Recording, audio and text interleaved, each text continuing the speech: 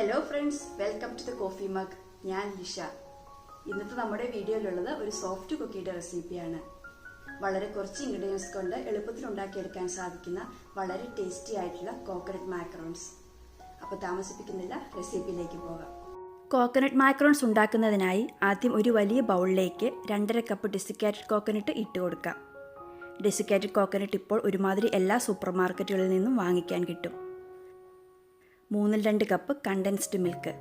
ഇതിനായി ഞാനിവിടെ ഉപയോഗിക്കുന്നത് മിൽക്ക് മെയ്ഡാണ്.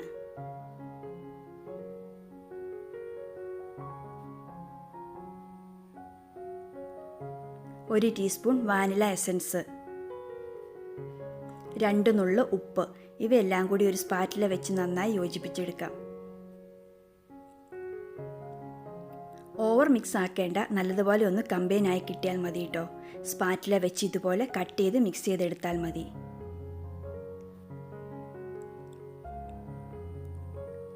ഇപ്പോൾ എല്ലാം നന്നായി മിക്സായി കിട്ടിയിട്ടുണ്ട്.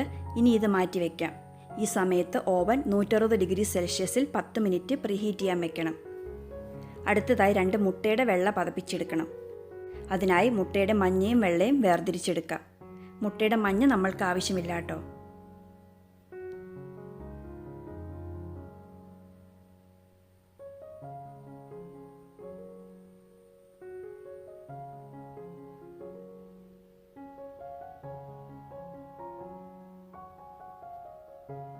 ഇനി ഈ മുട്ടയുടെ വെള്ള ഇലക്ട്രിക് ബീറ്റർ ഉപയോഗിച്ച് നന്നായി ബീറ്റ് ചെയ്തെടുക്കാം. ഇതിനായി ഇലക്ട്രിക് ബീറ്റർ ഇല്ലെങ്കിൽ ഒരു വിസ്കും ഉപയോഗിച്ചാലും മതി. സ്റ്റിഫായി കിട്ടാൻ കുറച്ച് സമയം എടുക്കുന്നേ ഉള്ളൂ. ഹൈ സ്പീഡിൽ ഏകദേശം 2 മിനിറ്റ് ബീറ്റ് ചെയ്യുമ്പോഴേക്കും നല്ല സ്റ്റിഫായി കിട്ടും.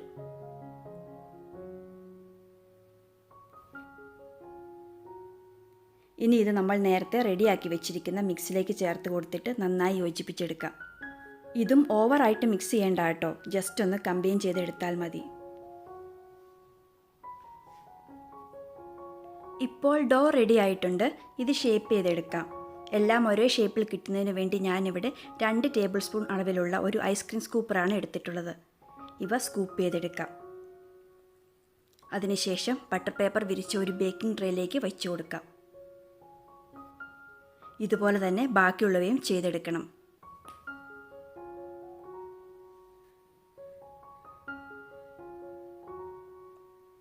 ഇപ്പോൾ ഡോ എല്ലാം ഷേപ്പ് ചെയ്തെടുത്തിട്ടുണ്ട്.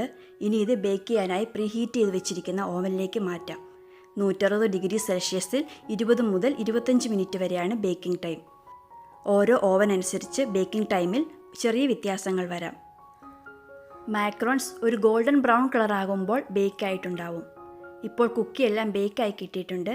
എനിക്കിവിടെ 23 മിനിറ്റിലാണ് ബേക്കായി കിട്ടിയിരിക്കുന്നത്. ഈ ഒരു മിക്സിൽ നിന്ന് ഈ സൈസിൽ എനിക്ക് 15 മാക്രോൺസ് കിട്ടിയിട്ടുണ്ട് കേട്ടോ. ഓവനിൽ നിന്നെടുത്ത് 5 മിനിറ്റ് കഴിയുമ്പോൾ വയറാക്കിലേക്ക് മാറ്റാം. സാധാരണ കുക്കീസൊക്കെ ഓവനിൽ നിന്നെടുക്കുമ്പോൾ സോഫ്റ്റ് ആയിരിക്കും. ചൂടാറി കഴിയുമ്പോഴാണ് ഹാർഡാകുന്നത്.